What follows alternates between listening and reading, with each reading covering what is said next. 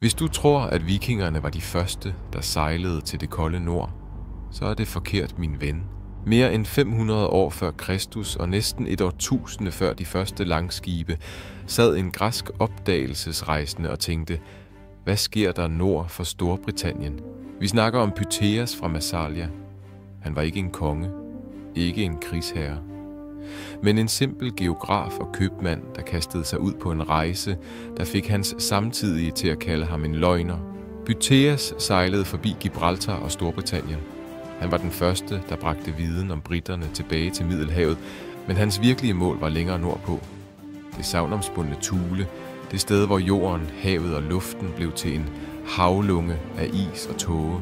Men det, der gør ham relevant for os, er hans besøg på en ø kaldet Abalus. Her, sagde han, blev rav skyllet op af bølgerne.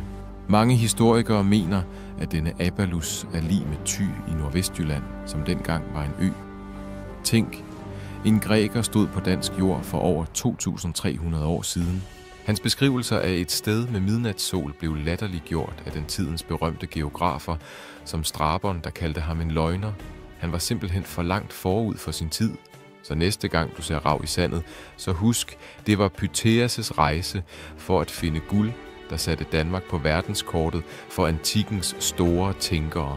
Hvis Pytheas virkelig fandt Thule, hvor var det så?